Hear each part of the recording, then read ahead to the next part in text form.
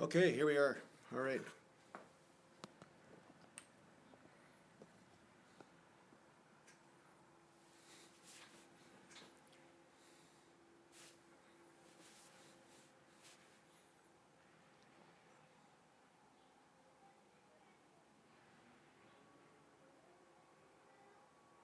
Hey, Joseph, how are you? Nice to see you. Although I can't see you, I can only see your comment. But okay, so we got two people in here now. Yeah, sorry, I had to rechange it or restart the video there. Sorry about that. It just that it was doing the other mode, like when the phone was vertical. I don't know what you call that, but anyway, I had to reset it. So yeah, welcome to the Q and A. And yeah, I'll be answering some questions today, and hopefully it goes well. So I'll be on here for about 40 minutes, I guess, or an hour, and then I'll have to take off because you can't really see the mess that my garage is right now, but basically it's full of boxes and crap because of us moving, and we're showing our house, and people are coming in and taking a look. And so yeah, it's really disturbing. I can't stand it. Like I said in the last video I put up, I just can't stand moving because your kitchen and your gym and just all your daily patterns are all based on working out and eating properly, and you know everything's scheduled and stuff, and then this just throws everything out the door. Just totally screws up your life when it comes down to working out anyway. But the place that I'm going to be moving to is it's a nice resort type town. It's got a beach and everything, and it'll be really good for photo shoots or good for video footage. There's lots of forest and lots of nature and all that kind of stuff, so it'll be a good step in the right direction. And I'll be training out at Murph's gym in Chilliwack, which is Kyle Murphy, that WNBF pro. He has his own personal training center and a gym, so I'll be training out of there. So I'll be able to get some pretty good footage out there. So yeah. Hey Joseph, yeah.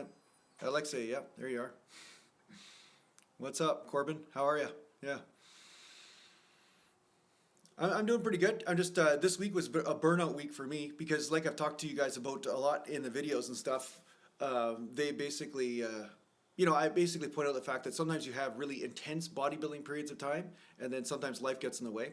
So this week I've been training and everything, but when your eating is a little bit off and your sleep and your patterns and stuff, sometimes that gets in the way of your training. So yeah, this week's been a little bit rougher. So sorry guys, I haven't been able to put up a video every single day, but it's just because I haven't been in the house, so I haven't been able to edit or upload my footage or do footage and stuff like that. So these live casts actually help a little bit.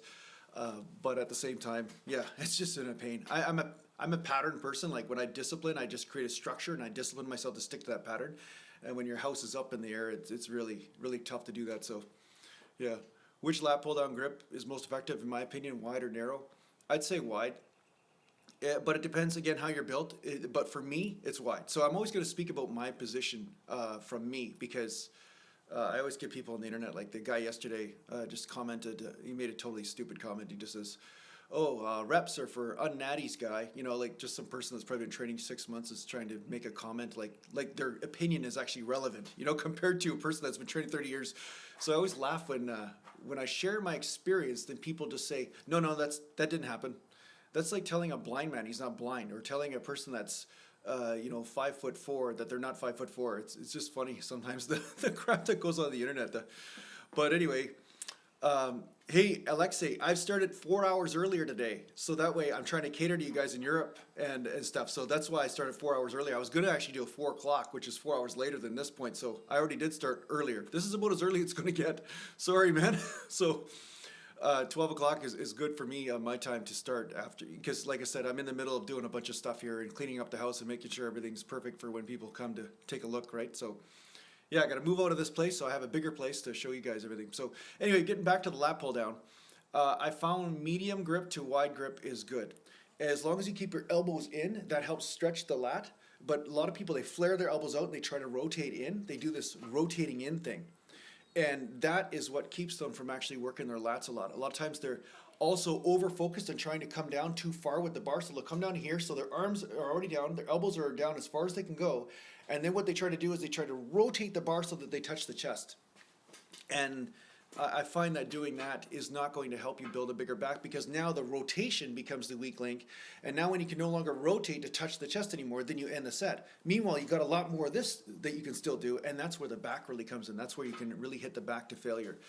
So I find a lot of times on the internet, you really have you really have a good opportunity to see how people's mentality is and basically how they've limited their gains. And it's because they try to do ranges of motion that are working different body parts than the one they actually want to build, right? So that's the thing. When you go too extreme a range of motion, when you try to squeeze too much, or you try to do too much isometric right at the end and you're trying to hold and everything, sometimes that can actually limit your muscle growth potential. So you basically end up with not actually growing as much muscle because you're trying to overextend or over contract, and that keeps you from actually lifting as heavy a weight and putting as much tension on the muscle. Let me just take a look here.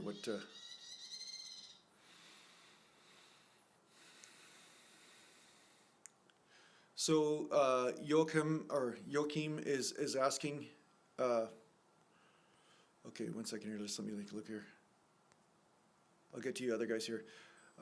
Joachim Jensen is asking if working out 3 days a week, alternating between strength and hypertrophy, is good for a natural bodybuilder. Yeah, I mean, when I first started training when I was 14 years old, I used to train just 3 days a week. And I'd be doing 4 or 3 sets of 10 on bench press, some upper body type things.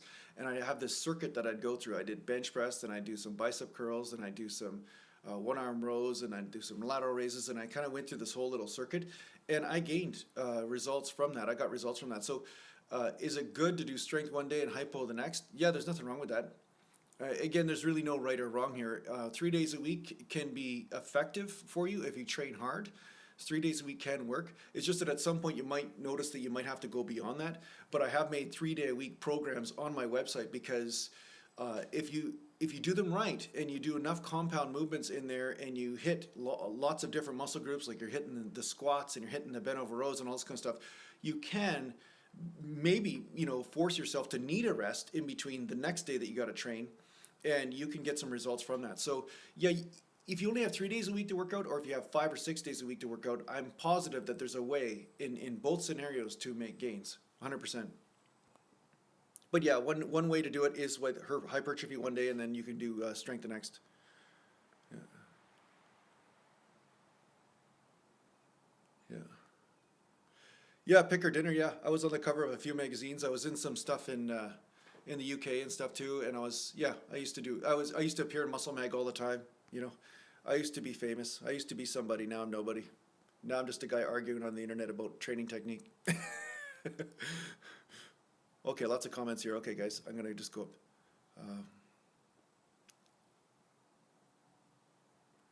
What to do? Okay, no Fap King 21 is saying, what do I do when he pulls up or bench presses or push up? It works his right side more. Well, at some point it'll balance out. At some point it'll balance out a bit if you just keep on going.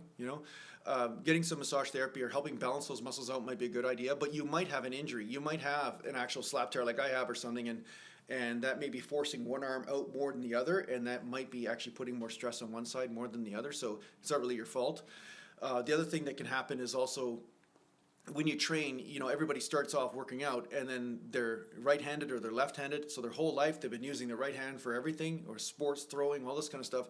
So naturally this arm would be more coordinated. If you're right-handed, your right hand will be more coordinated and it will be stronger than the left side, right?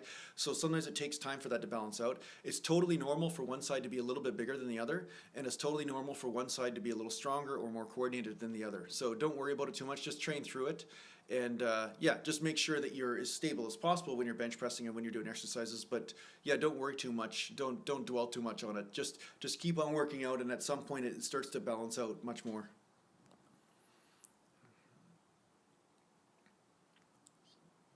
Okay, I'm just gonna look for another comment here.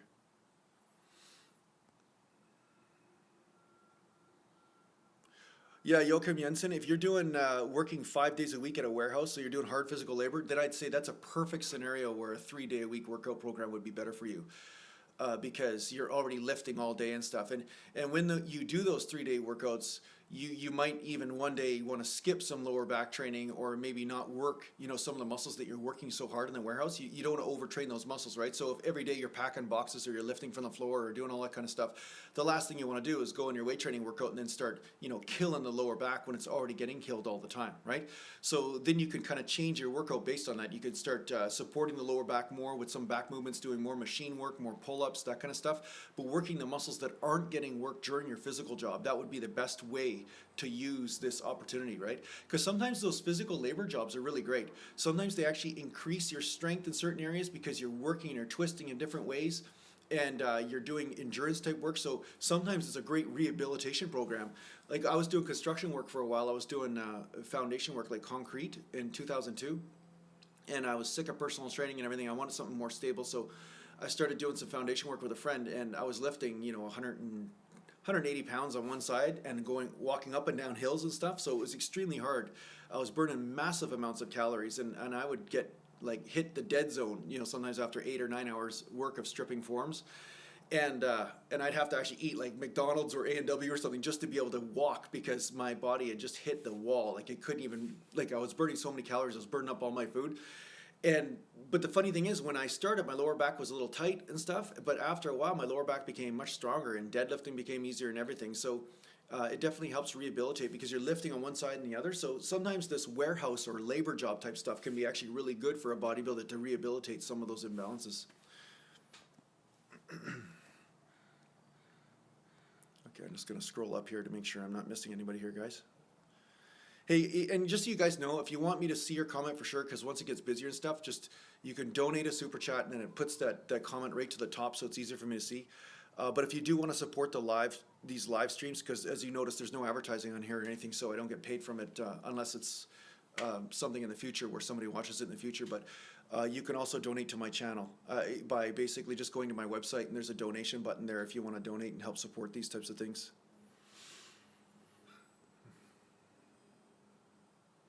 Yeah, Corbin Claypool, 2 to 3 body parts a day. That's basically what I do too as well. Basically 3 body parts a day is what I do.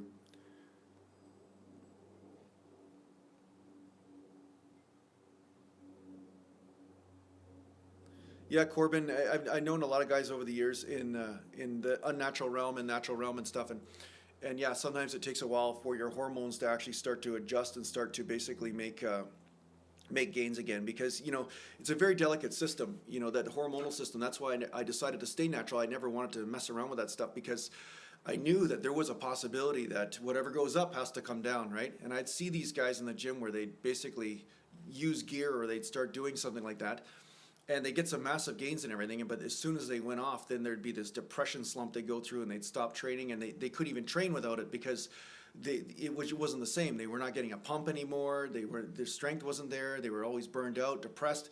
So you could tell that the hormones make a big difference. And every man that has a girlfriend or a wife knows that hormones can make a difference in their mood. So the thing is, you don't want to be messing with those.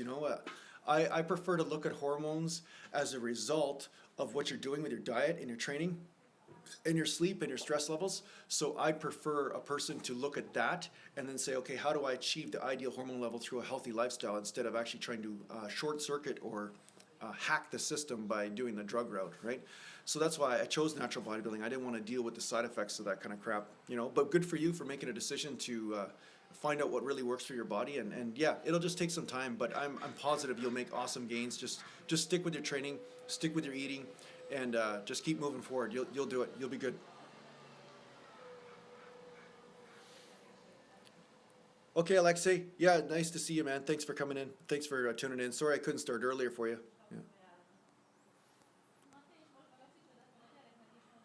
Hey, Saul Strickland. How you doing? Okay.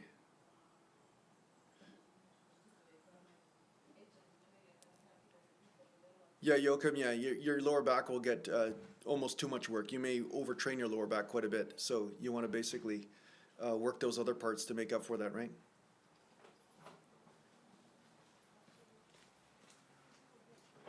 Can you change slow twitch fibers to fast twitch fibers? Is that what you're asking? That's probably what you're asking.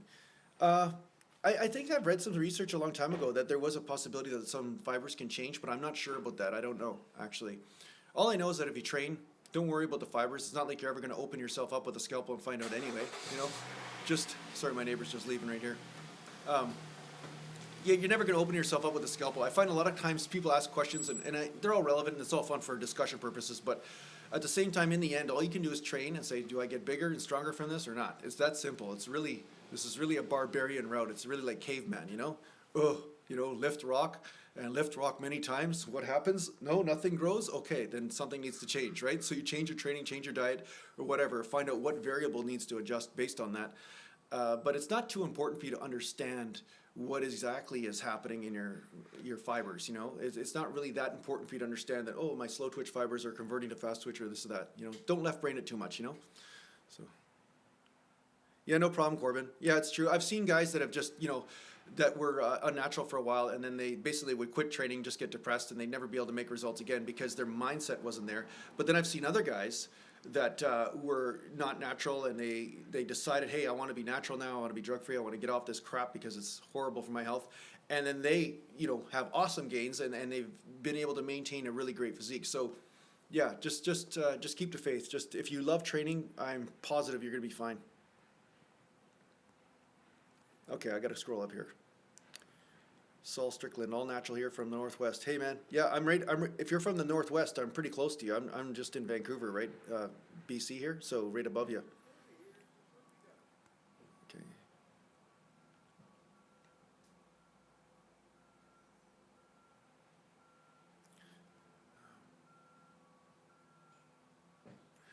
Okay, big and strong 21. If you do dumbbell pullovers and your left shoulder feels uncomfortable, there's a possibility that your subscapularis, I'm going to just get up here.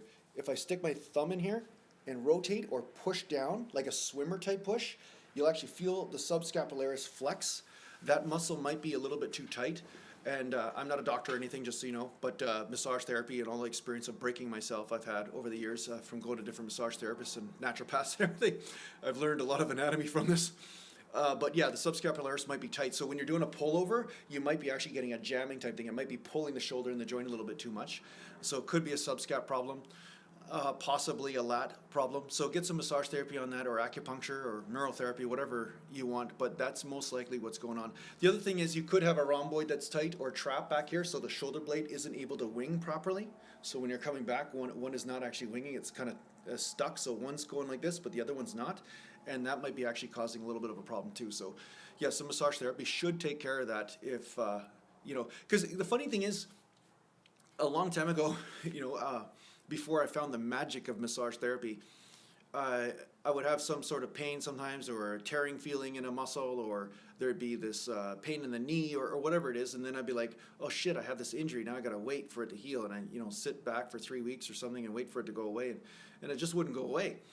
And I'm like, okay, well, I'm not working out and nothing's healing, so what is it? What's going on in here? And of course, you know, one massage therapy treatment, then bang, you know, muscle function will be restored to the area, and then all of a sudden the joint would be moving perfectly, right? So sometimes it's just something as simple as a knot, or the muscle just got cold one day and then it just spasms, it doesn't stop. Or sometimes you might have instability in the joint from an injury or a car accident or whatever, and then the muscle's trying to do too many jobs at once. Sometimes you just sleep the wrong way, or sometimes your nutrition is off, like your calcium magnesium balance is off, like all these different factors. Like if your blood sugar goes up and down, that can cause trigger points in muscles. So it's not necessarily like you have an injury, although a trigger point in a muscle will mimic an injury quite strongly. It'll make you really think that, oh my God, I've got a really bad injury, I got to take care of it. So first things first, restore function to the muscle, because the muscle is what protects the joint, and then see what happens from there. I think that's a good strategy.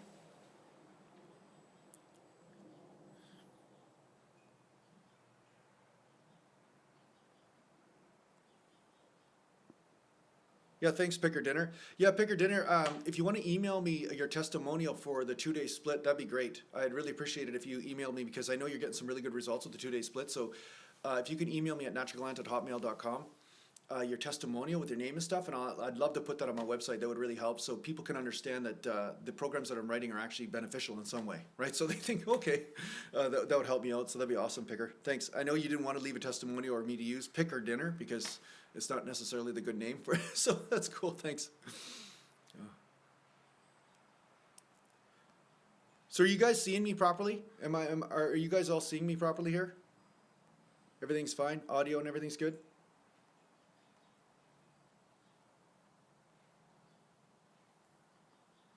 Let me see here if you guys are commenting. Okay, I'm guessing you guys are seeing me properly because nobody's complaining. Okay, all right. Audio's good and the picture's fine? Okay, good. Yeah, okay, good. Cool. All right. Joseph Stellan, I'm just gonna do this because it's easy to see. Okay, my forearms get really burned out when I do back and bicep workout, and it's beginning to affect my workout because my forearms give in before my bicep. What should I do? Should I train my forearms? No. I don't think you should train your forearms. What you might need to do is some wrist wraps halfway through your back workout. I don't know if you're doing that or not, but that's a good way to address it. When you're doing really a lot of back work, it is inevitable that your forearms will give out. It happens. It's one thing that I really dealt with a lot in the beginning, and I think that's why my forearms are massive now. But I never trained my forearms my whole life, so just in my case, I didn't have to do this. So again, I'm sharing my own experience. But if you're noticing that your forearms are giving out and you're not able to get a good back workout, if I were you, I wouldn't use wrist wraps for the first 4 sets, 6 sets, whatever it is. And then once you start to notice that your forearms start to give out more, then switch on to the wrist wraps and then continue your back workout. So your back actually is able to hit failure and you're actually able to hit that really hard. That way you're going to preserve some of your forearms for your bicep workout, as well as you're going to basically be able to hit your back better, so you'll get more results from your back training. That's the strategy I use. If I do a big back workout, let's say I'm going to do like 20 sets or 15 sets for back, I barely ever do that. But if I do it, then after about 6 sets or so, then I start to use some wrist wraps for 7 sets, because then my forearms just start to just die on me, right? So yeah, if you can't grip the weight, then you can't train, right? So it's always the weak link principle. Watch my video, the weak link principle. You probably already have watched it, but watch that video. Guys, come on, watch my videos, all right? So the weak link principle is whatever hits failure is what's going to adapt. So if your forearms are hitting failure and your back isn't hitting failure, you're going to have massive forearms, but your back might not grow. So you want to make sure that you're hitting that as well. So I think this is a nice blend of both worlds. It's the best of both worlds. You'll work those forearms until they get dead, so you get them to get the failure, and then you extend the workout by using those wrist wraps to make sure that you can get your back to failure, and then you're going to get results in your forearms and your back.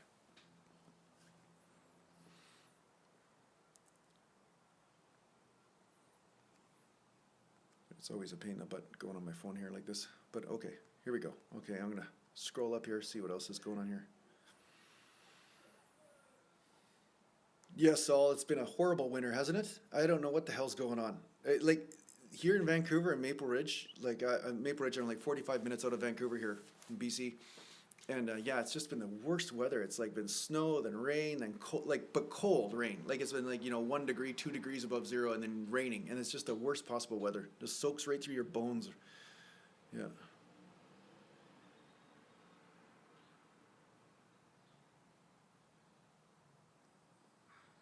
Okay, all right, so I think I found another question here. Okay. Sycophantic is asking, when he does a full body workout, he does 5 sets of 10 on the compound exercise. Okay, darn it, sorry. See, the comments disappear on me sometimes, so I have to scroll up and then scroll down. Sorry, guys, just 1 second here. That's why I'd say the super chat makes it a little easier. 10, but on the compound exercise, I do 5 sets of 6 reps. What do you think? And he's 18 years old. I've been training from 16 years old.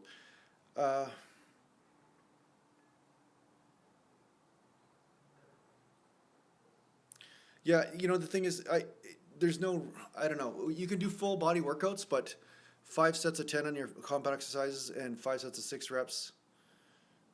When he does full body, he does 5 sets of 10 on the compound exercises. When I do 5, I don't know what you're saying, actually. You're saying 2 things at the same time, so I don't really know what you're saying. So, but either way, when you're doing a full body workout, what you want to do is you want to hit each body part, but you want to hit the body part so it hits close enough to failure and close enough to exhaustion that you can actually have enough energy to hit the next body part. That's the only crappy part about the full body workout. And I do them. I actually do full body workouts, so I'm not saying I'm against them, but it's different. You will not hit the same level of failure, so certain muscle fibers won't get hit. But I think with the full body workouts, you definitely hit the muscle fibers that are most relevant for muscle growth. And what I mean by that is in 3 sets, the first 3 sets, is a lot of power still available in any one exercise or any one body part. And from pounding, only having 2 or 3 sets or 4 sets or whatever to pound that muscle to death, then move on to the next muscle. I think you're hitting the place where you're getting 80% of your gains, you know what I'm saying? So it's up to you. It's really up to you, and based on how you're built, about how many sets you're going to need for a whole body workout, right? And if you're only training 3 days a week, there's no reason why you couldn't do an hour-and-a-half workout or 2-hour workout if you feel that's necessary in order for you to get gains. But I've seen guys with whole body workouts just do 3 sets for a body part and get gains. So there's not really a standard absolute rule on how many sets. That's really the only thing I can really say. There's not really an absolute rule. It's more about what kind of workout can you do that hits exhaustion in those muscles, and are you getting results from that? And after a few weeks you're not getting results, then you have to make a decision about whether you increase the volume or change your program up.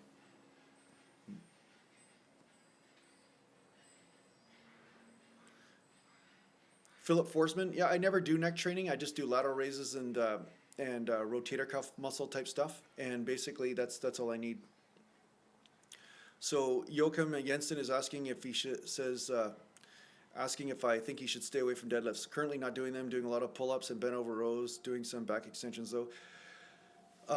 Yeah, if you're working on that job site and doing a lot of lower back stuff, I would say, yeah, doing deadlifts once. Whoops, sorry guys. Doing deadlifts once a week is probably unnecessary. Not to say that you wouldn't get a different benefit from deadlifts, but the problem is if your lower back is already fatigued, you're going to be at a higher risk for injury, especially if you're doing super heavy weights, right? Oh, thanks, Corbin. Thanks, Corbin, for the super chat there. So anyway, yeah, so if you're overtraining your lower back, if you're constantly doing endurance work with it, it's okay to train it at the gym. But if I were you, I would train it maybe on the Friday or the Saturday, so you have a day rest, and then you can go back to work and then do the light stuff. Because there's lots of guys that just, you know, they work out so hard on their lower back, and then they are just lifting something light the next day and twisting, and then, you know, pop, they screw something up. So you're going to have to go on how you feel on this. Deadlifts from the floor, do I think they're necessary, period, as a bodybuilder? It always depends on how you're built. For me, it's a danger. Me deadlifting from the floor, although I got up to sets of 4 plates for, you know, 405 or a set of 12 reps, 13 reps I was doing at one point. But the problem is I found that there was so much lower back strain from the way I'm built, because I had to bend over so much in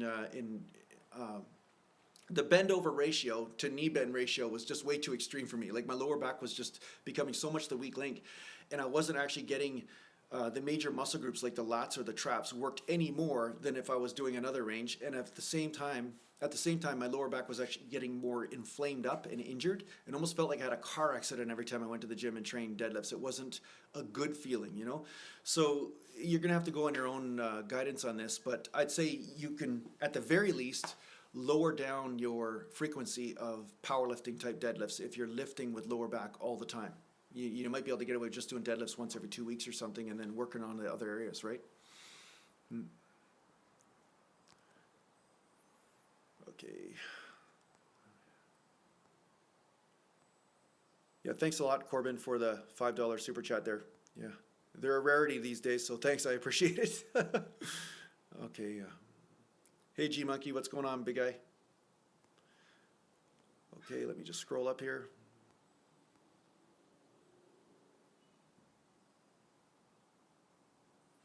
Okay, Tuck McMurtry is saying hasn't trained in 2 weeks because of tendonitis in his forearm, and he's going for about a month. It's been going on for about a month, and he wants to get back to his routine. Do you have any helpful info?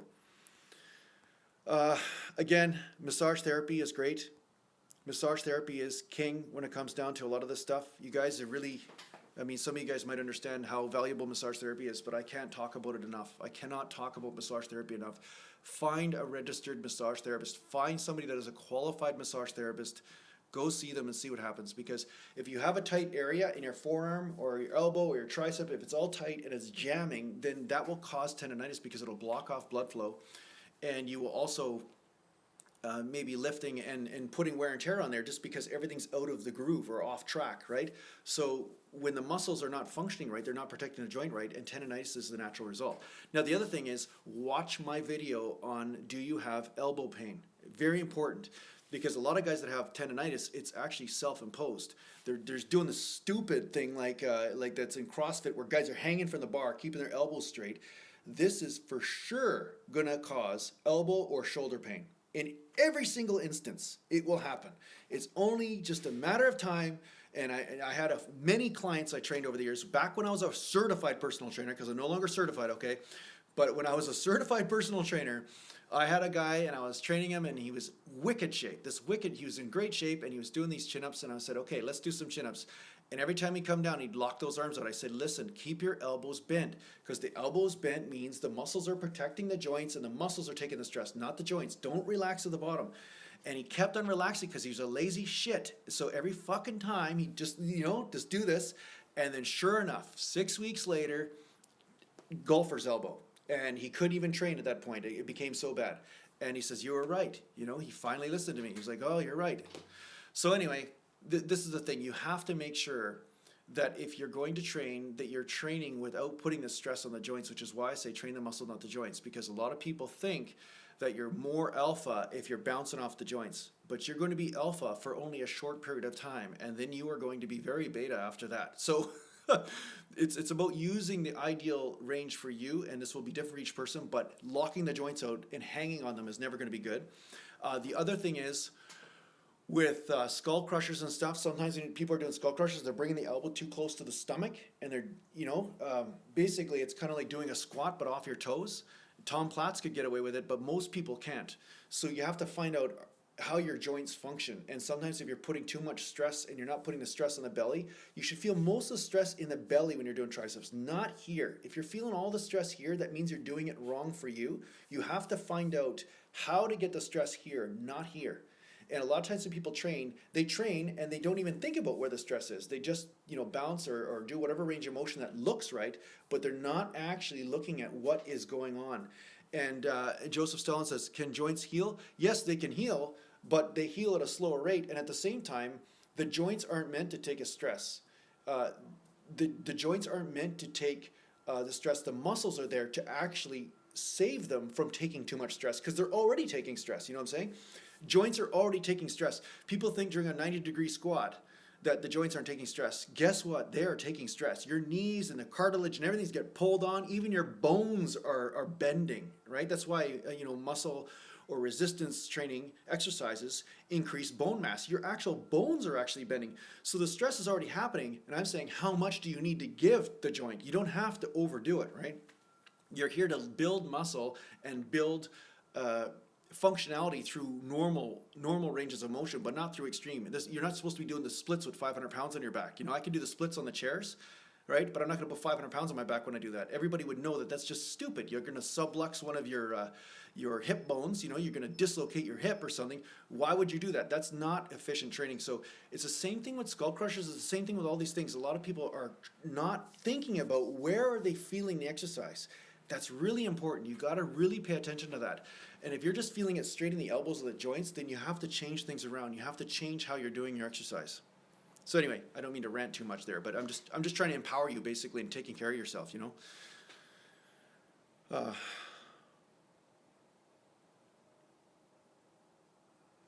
let me just scroll up here. How's it going there, Robo Warrior? My partner in crime there. Yeah, thanks, Robo, for coming by.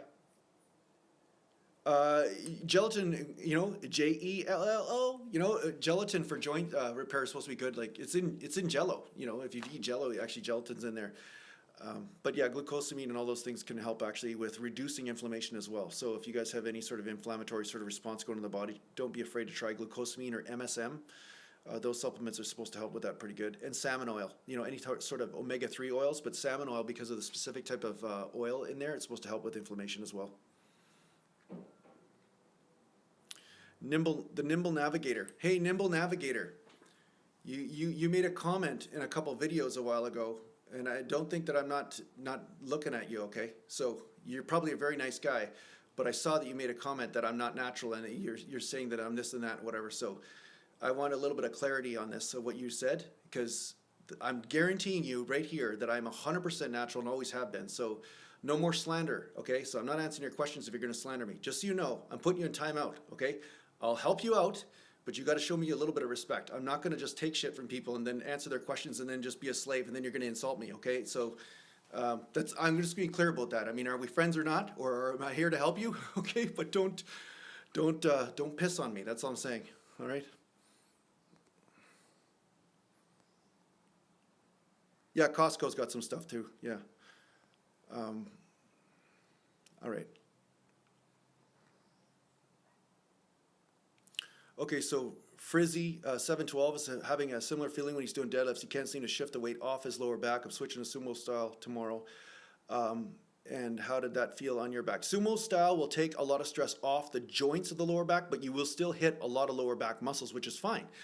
But if you're starting to hit the joints and you're starting to get that dead feeling, like almost like if I take a baseball bat to the knee or something like that, if you're getting that kind of feeling, then there's a possibility that it's just a little bit too extreme on the joints. I honestly think that deadlifting from the floor is absolutely totally unnecessary. In most cases, it's unnecessary for bodybuilding reasons. Even in sport reasons, in most cases, it's not necessary, okay? So the thing is that, thanks Nimble Navigator. Hey, you're a big man because you just apologized for that comment. Thank you very much for that. I'm just here to tell you guys that I'm here to help you. So thanks for honoring what we just said there, and thanks for being a gentleman there. Thanks, G-Monkey. Yeah, that's right. So, okay. So yeah, anyway, with deadlifts on the floor, it's about how you're built. Me, I had to bend right over in half in order, even with bending the knees and stuff, just because I have long femurs, I'm built a certain way.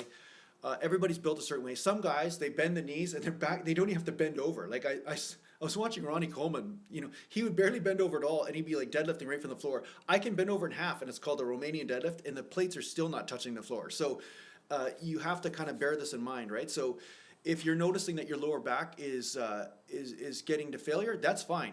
But if you're noticing that you're feeling it right in the joints and for several days later your actual back is inflamed up, that means that you could change that range of motion or change the weight or change something so that way you're not hitting the lower back quite so hard in the actual joint, right?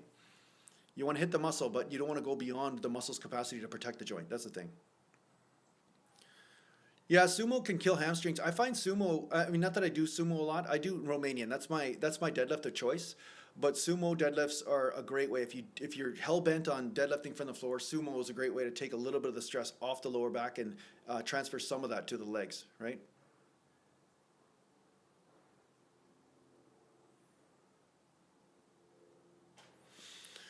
Yeah, the Nimble Navigator. Okay, I'm going to help you out here, okay? Because you've agreed now to be respectful and nice. So now we're buddies, okay?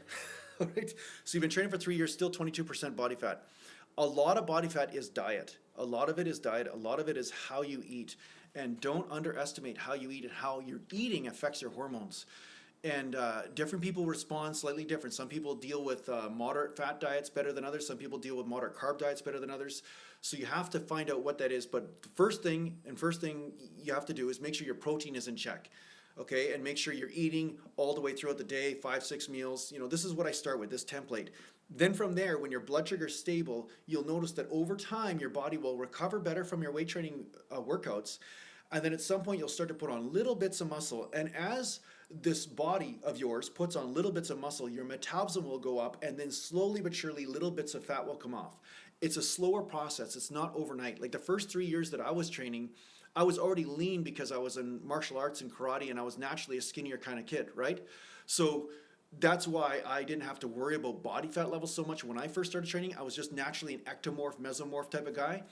But the thing is that if you put on muscle, you're going to increase your metabolism, and you only can do this if your diet is in check, if you're eating enough protein. And a lot of guys, they do the bulk, and then they do the cut, and then they do the bulk, they do the cut. But the problem is they're eating just a bunch of crap. They're eating like just nothing but bread and pasta and fat and all this kind of stuff. They're not actually putting on muscle. They're just putting on body fat. You want to make sure that you're giving the raw material, which is mostly protein, for the body to create the muscle tissue out of. And then yes, you do need some energy food, you need some carbohydrates, you need some fats, but how much do you need? You don't need that much. You don't need like a ton, right? And what a lot of guys that are bulking are doing is that they're just concentrating on bulking and just putting on fat, but they're not concentrating on putting on muscle, right? So you want to feed those muscle stores, not feed the fat stores. And you're going to do this through constant feeding the body protein and a little bit of carbs throughout the day, or a little bit of fat, one or the other. It depends on how your body responds, and it's up to you to figure that out, okay?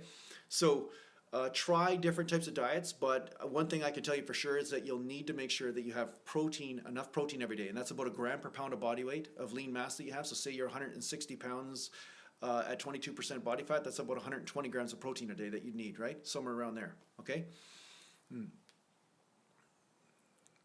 RoboWare, it depends, right? It depends. Some guys process their protein better, I think, than others, and some people actually, they seem to utilize it better. And again, each one of us has different hormonal profiles too. Like each person genetically will have different hormonal profiles. That's why it's so frustrating. Like you look at one guy and you're like, my God, like he only trains once in a blue moon. Look how great he looks. Like I knew guys in high school, I tell you, they just ballooned overnight and they were natural, but they just had this genetic freaky type of quality where they could put on muscle much easier, much more easily than I could. So yeah, you have to work with your own genetics and your own limitations and your own hormones and say, okay, how do I manipulate this system, right? So yeah, nimble navigator, mostly in your belly and lower back, and that's a pretty normal place to put it, right? So if you basically make sure that you're increasing your protein and mixing your, I guess replacing some of your carbs and fat with protein, I think this will make a big difference in how your body looks 6 months from now. Mark my words, you change your diet 6 months from now, your body will look much different than it looks right now because it'll start recovering, right? The other thing that can contribute to body fat is also stress. So I don't know what kind of stress you're under. I don't know what your lifestyle's like or what you're around or whatever. And a lot of us in this modern age deal with a horrible amount of stress, okay?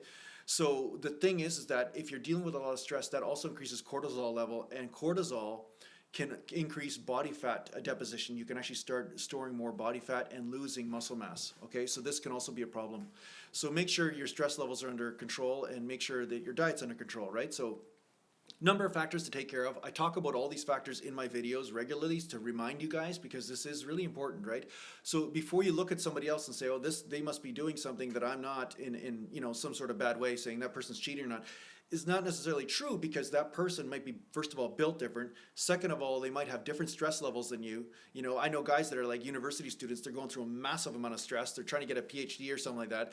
And then they're training, but they're up all night, only sleeping 4 or 5 hours, and they're just in massive stress mode all the time. And then they're wondering why their body's not putting on muscle. Well, the stress can kill it, okay?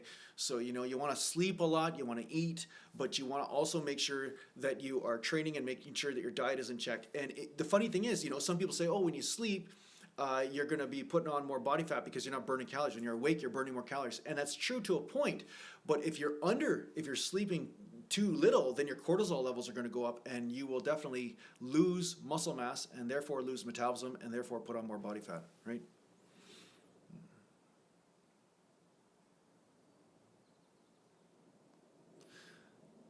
So Caitlin, you're saying you're on a keto diet or whatever, and you're on 300 grams of carbs and still losing body fat, but it gets buff at the same time. Well, this is what I'm talking about. I mean, 300 grams of carbs is probably all I have in a day anyway. That's all I have really usually, so I don't know if that's keto or not. But the fact is that when you're eating the right percentage of protein and energy food, then it's the perfect mystical mix to put on muscle mass because you're giving your body what it needs in order to produce muscle, right? If you have too much carbs, then your body just says, hey, I already have enough. Now I'm just going to store the rest, right? And you don't want to store the rest. And no, I don't count calories. I don't count calories there, big guy. So I never have. RoboWare, yeah. What do I think about cheat rows? I think anything where you can put tension on the muscle is good as long as you're not putting your joints in stress. So Philip Forsman, if you're going to do some cheat rows, just make sure that your lower back is in the right arch or right slight arch or not rounded, let's put it that way.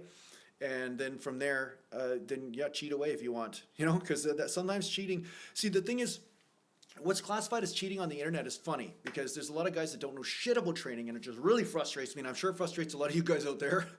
But they'll look at some guy that's 250 pounds and he's bent over rowing 400 pounds or 450, and then he's swinging a bit, and they're like, oh, that guy's totally cheating. It's like, guess what? He's not cheating. It's called counterbalancing. And if a guy's 250 pounds and he's moving 400 pounds of weight, that weight's moving him. Like, it's a total natural way of him maintaining balance. You know what I'm saying? He cannot row the thing totally strict. It just cannot physically happen. It's kind of like squatting straight up and down without the knees being able to come forward. You'll just fall backwards, right? There's a certain amount of counterbalancing that happens. So a lot of times people call this a cheat row, but it's not necessarily a cheat row. It's just a row. In my opinion, it's just a row. That's it.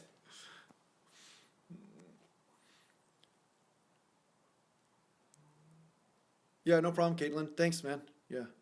How much protein is too much? When you start shitting sideways, then it's too much. Yeah, Nimble Navigator, I had a feeling that you're probably in university, and I had a feeling that you're probably under some stress. So, Arno Nimis, yeah, how much protein is too much? Okay, I'm kidding around, but I'm actually serious. Like, when I was getting ready for a bodybuilding show years ago, and it's disgusting, but the fact is that my digestion was totally off because I was eating about 400 grams of protein a day because I was craving food so badly because I was on such low carbs and low fat. And at that point I was eating about 350 grams of carbs and I had nothing but gas all the time, and I wasn't digesting the food properly. And yeah, it was brutal. It was so bad. But then you're having too much protein at that point for sure. When your body's not digesting things properly, then you need to change things around a bit. Maybe work with some acidophilus or some sort of bacteria, yogurt bacteria to help with digestion and things. But you want to balance things out from there. RoboWarrior, too much protein never did make me fat. Actually, I'll tell you right now, I had more protein than protein that would probably kill a buffalo, or maybe not a buffalo because I don't eat protein, or not meat anyway. But it would kill a tiger anyway. I was having so much, and I was not getting fat. I got pretty emaciated, lean actually. But yeah, I think in your particular case there, RoboWarrior, because you're diabetic, it may affect you even more so. So it's kind of almost like a different environment that you're in, possibly. And Nimble Navigator, not getting 6 hours sleep on a regular basis and trying to train is a recipe for disaster if you want to be a good bodybuilder. That's all I'm going to tell you, because that'll up your cortisol levels and force you to put on some more body fat than you need to. It's really tough to do it like that. You have to rest. Here's the thing, guys. I'm about frequent training and about whole body workouts and pushing the boundaries and all this kind of stuff, but that's based on the fact that you are getting enough rest and you're eating. There's no way I'm going to ask you to be anorexic and then, push yourself in the gym, because that's just an injury waiting to happen, because you're going to be breaking down your body, but it needs to build up. That's the whole point, right? It's called bodybuilding, not body breakdown, right? You're breaking it down, but you want to basically build it up, right? Okay.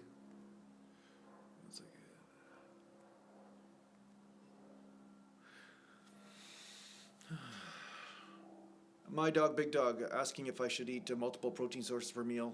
I don't know. I don't know if there's a should in this. I just eat whatever I can put in my mouth, pretty much. Like steak, or they don't have chicken, they don't have, so. What do I think of natural Mexican supplements? I don't know if you're trying to be a smartass or not there, Robert, so I don't know what you're saying. But, yeah, RoboWarrior, if you're, as big as, I think you're 250 or something around there, yeah, 300 grams of protein a day is that's probably the right sweet spot for you for protein intake. Yeah.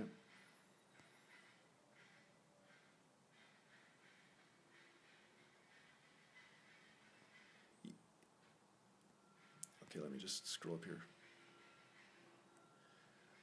RBZ Da. I don't know how I'm supposed to say that name. Lower back pain. Did you have any experience? I have a bunch of videos on this. How to train through lower back pain, how to do all that kind of stuff. And last couple of videos I did talk about lower back pain, how to arch your back, or should you arch your back when you're training. And I talk about my injury that I had when I was 20 years old there from deadlifting, and I was rounding my back and I actually herniated a disc. So yeah, how do I train through it? I just started using one leg type exercises, and also rehabilitating by lifting on a Swiss ball, like laying on a Swiss ball, like one of those round balls, and lifting one leg at a time, and rehabilitating and creating more of a mind muscle connection with the lower back, and becoming more conscious of what my lower back was doing in any sort of lift and what I was doing, right? So if I was doing squats, or if I was doing bent over rows, or if I was doing curls, I was just conscious of where my back was. And I really seriously try to say, okay, what is the right form for my lower back in this moment? And how does my lower back feel the next day from this type of form, right? And then through that experiment, I found what the right position was for my lower back, and then went from there.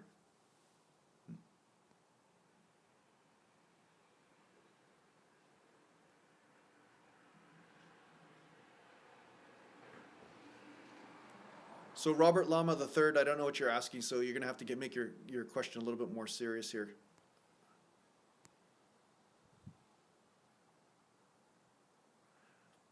Professor Philip, I didn't upload the old live stream. It's just that I tried to live stream earlier today, but it went more vertical than sideways, so I just canceled it and then live streamed again.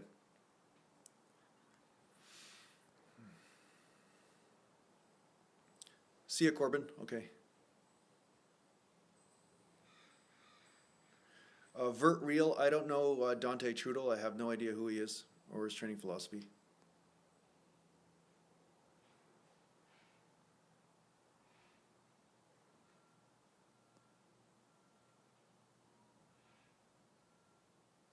G Monkey, 1 gram of protein per pound of body weight. That's what I said. That's what I meant anyway, if I didn't say that.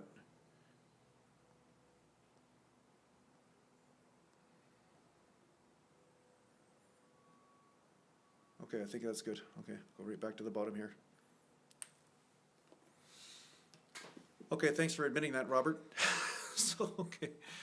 Uh, yeah. All right, any more questions, guys?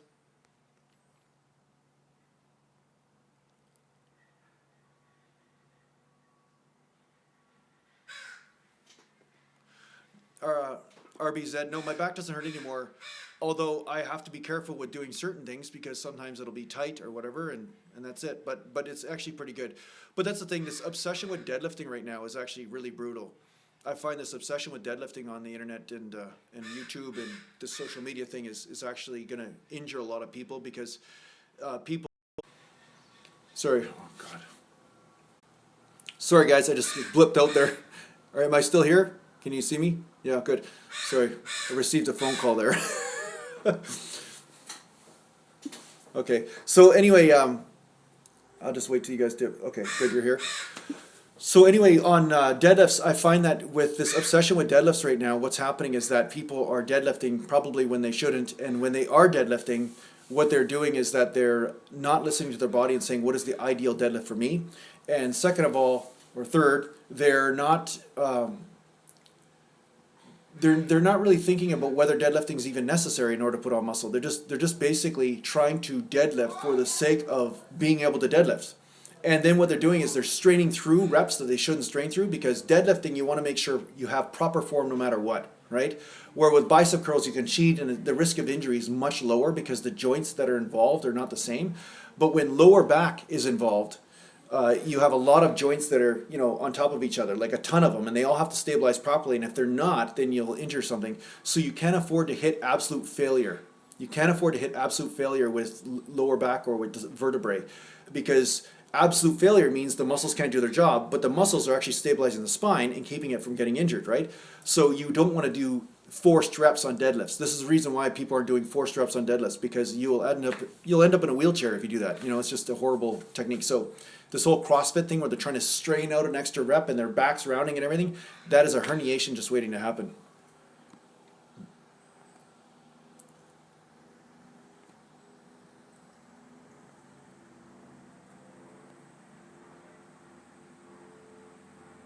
Yeah, RBZ, yeah. Everything's about deads, bench, and squats. It's all basically everybody trying to impress everyone, but nobody. It's like the blind leading the blind in a lot of ways.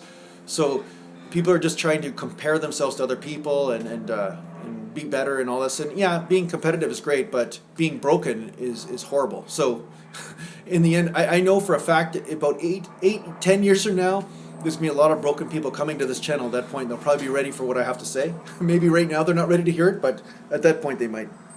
Yeah. And the thing is that I pushed myself in all different ways. Like I pushed myself with range of motion. I pushed myself with massive amounts of weight, even though I shouldn't have in some days, because I was like, I have to do the 5 or 6 plates today. I have to do this. I have to do that. And yeah, just by learning to listen to my body, I actually had to break myself a few times in order to learn how to listen. And that's why I'm sharing this stuff with you now, so you don't have to break yourself in order to learn this, right?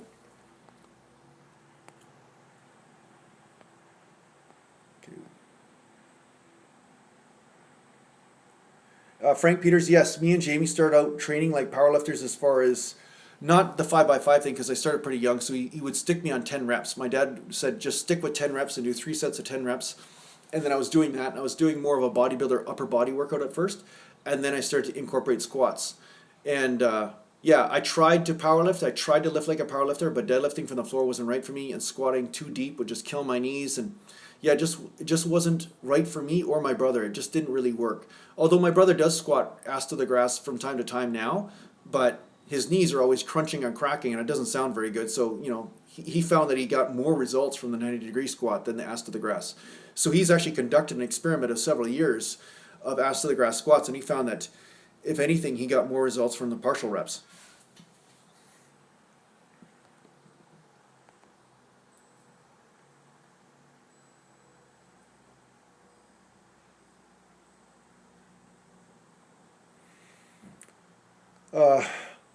Dr. Visky, he's saying he wants to ask if it's possible to lose weight normally on home conditions, meaning balancing food, jogging, doing push-ups at home.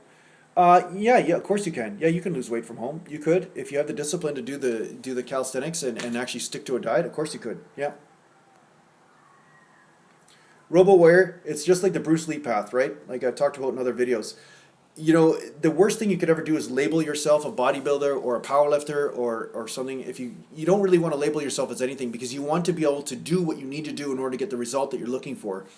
And the problem is with labels is that sometimes it constricts you to only certain tools in order to do that job, right? So I call myself a bodybuilder if I'm going to call myself anything out of the bunch because bodybuilding allows you to move in different techniques and to try different rep ranges, try different weight, different exercises, different angles, you know, in order to get the result. But you're not forced to just squat, deadlift, bench. Like that's all you do, right? That's another reason why I didn't want to powerlift because I knew how moody the body was. And powerlifting is like you show up that day and then you got to lift that weight. Well, what if you feel like you're injured that day? What if your joints don't feel like it's the right thing? What if, you know, something feels kind of tweaky, right? That's the last time, you know, when something feels tweaky, that's the last thing you want to do is lift super heavy when that happens, right?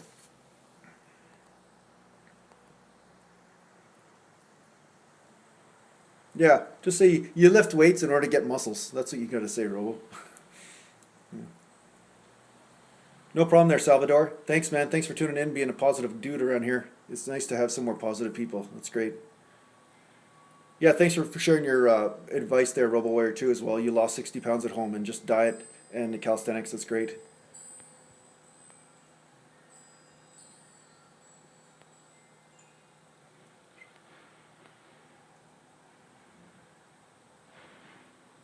Robert Lama, I'm not going to give you an opinion on Kelly Muscle Rich Piana. There's no point in me gossiping like some sort of schoolgirl on a video.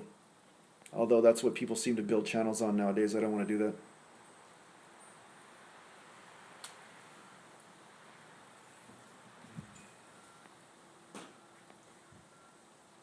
Mark H. Flex Wheeler comeback. Do you think his arms are?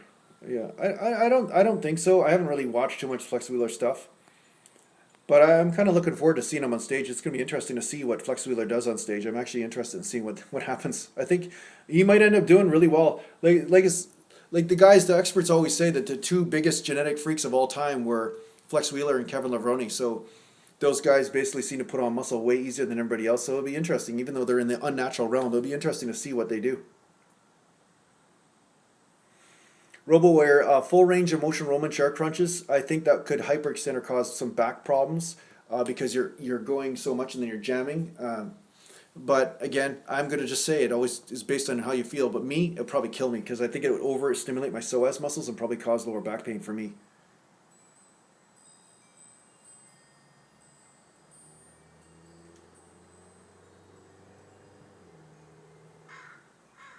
Okay, Vert Real. Yeah, sorry. Yeah, I don't know who Dante was. I don't really know him. I don't know anything about him, so I can't really comment on what he says. Jeffrey Smith asks, "What do I do to warm up for squats?" I do squats. That's how I warm up. That's how I warm up for squats. But I do light squats, or I do bodyweight, or I just do the bar. And sometimes I'll do an isometric where I just hold at the bottom. I'll just sit there for a bit and just get my back and everything all stretched out. And again, this is really light, and I basically hold that for a while, and then I just do nice short reps, just up and down, and get the blood pumping in there. And I'm not afraid to do a couple extra warm-ups, right? If I need the warm-ups, I just do them to make sure everything is running properly. And then if it's running properly, then I know that my groove will be good when I go into heavier weight, and then it will be a safer lift for me. All right. See how much time I have here.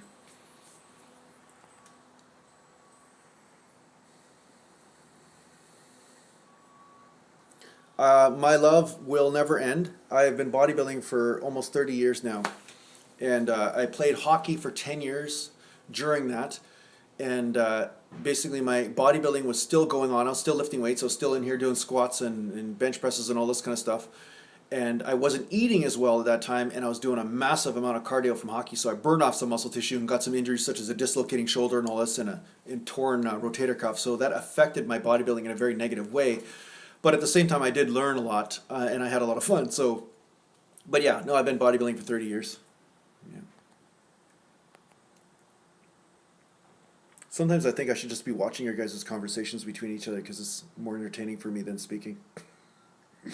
Hey, Easy as a guy. How's it going, man?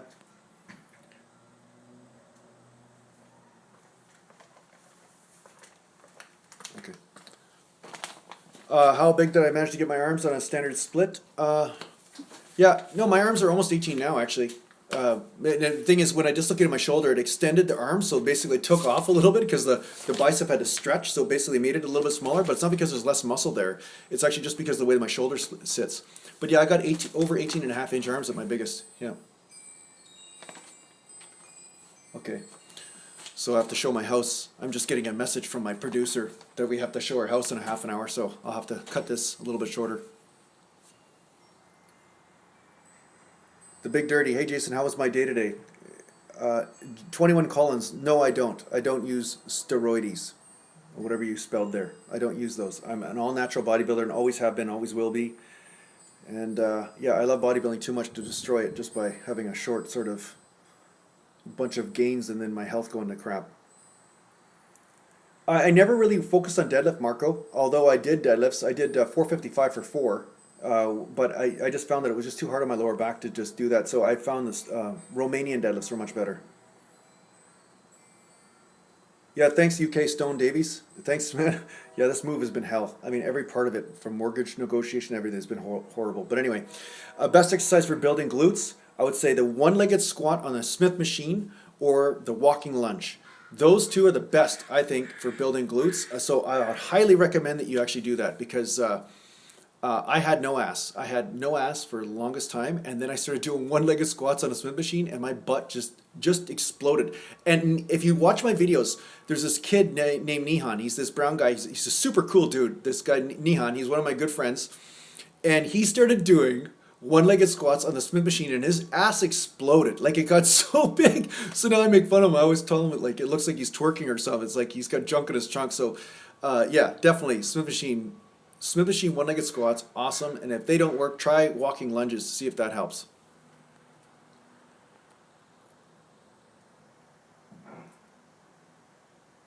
Vert Reel, yes, I do get tired of it. A funny thing is, I do get tired explaining to people that I'm natural, but because there's so much negativity and people don't believe that anything is possible, or a lot of people don't anyway, yeah, it's sometimes necessary in order for people to understand. I'm trying to show you guys what the possibility is of what you can do, you know, and I think that every one of you have experienced some results in the gym. So just think, geez, maybe this can continue. It doesn't mean it has to end, you know, at like being 120 pounds or something. You know what I'm saying? Like, you can make gains continually if you keep on learning about your body and how to work with it. Now, sure, there are limits. There are limits as a natural bodybuilder. It's not the same as those other guys, but at the same time, you can have a life of training. That's the nice part about it. You can train for the rest of your life, pretty much, right? Okay, let me see here. What else?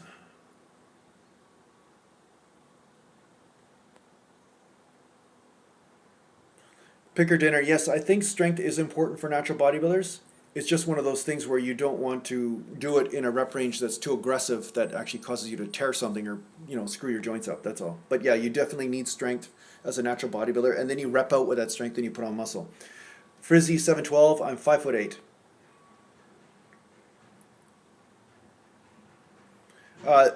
Derek P, you struggle with barbell rows and form. Been doing a lot of one-arm dumbbell rows. Any other suggestions? I'd say do the dumbbell rows, but just do the bent over dumbbell rows. But you know, instead of using barbell, use dumbbell, and I find that helps you retract the spine and retract the shoulder blades, and that actually helps you hit the overall back much better.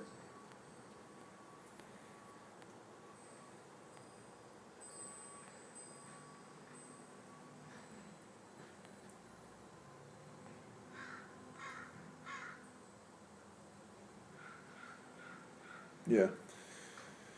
Is the holy trinity of lifting bench, squat, and deadlifts? Is the holy trinity of lifting bench press, squat, and deadlifts? Yeah, I guess it is, but it's just basically the three different areas of the body, the main areas that get hit. But you can do rack deadlifts, you can do Romanian deadlifts, you can do partial squat, full squat, you can do one-legged squat. I mean, one-legged movements are actually probably I'd say one-legged movements are probably more effective for building overall leg development and actually becoming a better athlete than squat, I would say. But yeah, the Holy Trinity is often referred to as those three lifts. Great. So anyway, guys, I gotta cut this short now today. I've been on here for about an hour almost. And so I basically have to move. So somebody's coming to look at our house to see if they want to buy it or not. So I'm going to come on here again. So don't worry. Like I'll be on here every Saturday, and I will be doing random live casts throughout the week. So we'll see. And I will be uploading another video for tomorrow, or tonight actually. I'll be working on it. So make sure you tune in. Keep sharing my stuff. Because if you don't share my stuff, then I'll stop existing. Nobody will know I exist, and I'll just kind of disappear. So, yeah. But anyway, thanks a lot for tuning in, guys. And I'll talk to you soon, and we'll see what's going on. Yeah.